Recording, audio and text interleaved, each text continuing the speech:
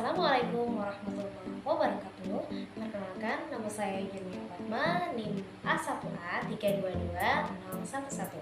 Pada video kali ini, saya akan menganalisis satu buku tentang pengantar hukum perdata karya Dr. Oscar S. Matompo SHMH dan Muhammad Nafri Harun SHMH. Selamat menyaksikan. Nah, teman-teman, pada buku ini terdapat 8 bab.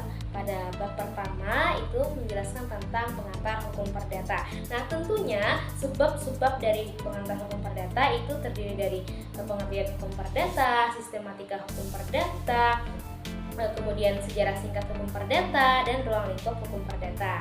Nah, untuk teman-teman yang ingin tahu bagaimana sistematika hukum perdata atau pengertian dari hukum perdata, bisa membaca buku ini. Nah, saya akan menjelaskan secara singkat pengertian hukum perdata menurut Subjekti.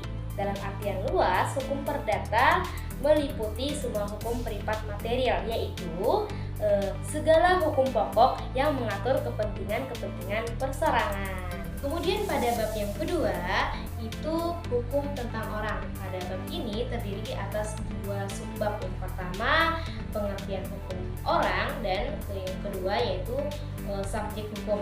Adapun dalam buku ini pengertian hukum orang dalam hukum perdata, istilah orang berarti individu yang memiliki kedudukan hukum, yaitu subjek hukum. Artinya orang diakui memiliki hak dan kewajiban oleh hukum.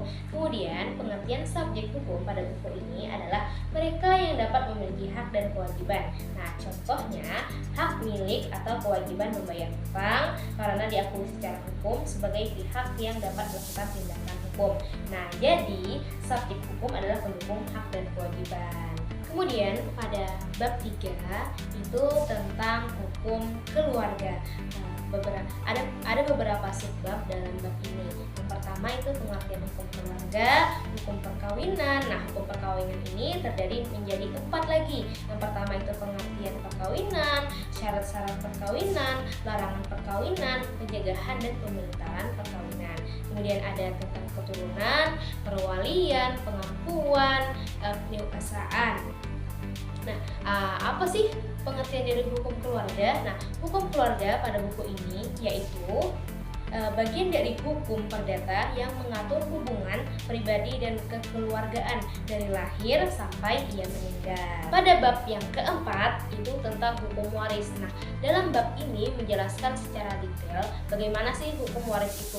Nah, pada bab ini terdiri beberapa subbab. Yang pertama pengertian hukum waris, unsur-unsur dalam hukum waris, cara mendapatkan hukum waris. Nah, jadi teman-teman yang mau mendapatkan hukum waris bisa membaca buku ini. Nah, kemudian orang-orang yang tidak berhak menjadi ahli waris. Kemudian pada bagian terakhir itu yaitu menjelaskan tentang bagian yang diterima oleh ahli waris. Kemudian pada bab 4 itu menjelaskan tentang hukum benda. Pada buku ini menjelaskan tentang pengertian hukum benda, hak kebendaan, apa sih itu hak milik, dan hak menguasai. Kemudian pada bab 6 itu menjelaskan tentang hukum jaminan. Bagaimana sih hukum jaminan itu? Nah, beberapa subbabnya yaitu tentunya pengertian tentang hukum jaminan, kemudian jenis-jenis jaminan, kemudian ada di situ gadai, jaminan fidusia, hak tanggungan, dan lain-lain. Kemudian pada bab 7 itu menjelaskan tentang hukum perikatan.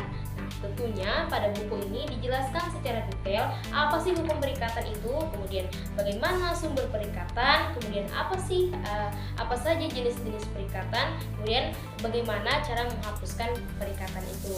Kemudian pada bab terakhir buku ini menjelaskan tentang hukum perjanjian. Nah, apa sih hukum perjanjian? Nah, teman-teman yang mau tahu hukum perjanjian itu apa bisa baca buku ini. Kemudian pada buku ini juga menjelaskan tentang syarat-syarat sahnya perjanjian. Kemudian ada bentuk-bentuk perjanjian, jenis-jenis perjanjian, uang prestasi, dan lain-lain. Oke, terima kasih sudah mendengarkan penjelasan dari saya atau analisis dari buku ini. Terima kasih and bye-bye.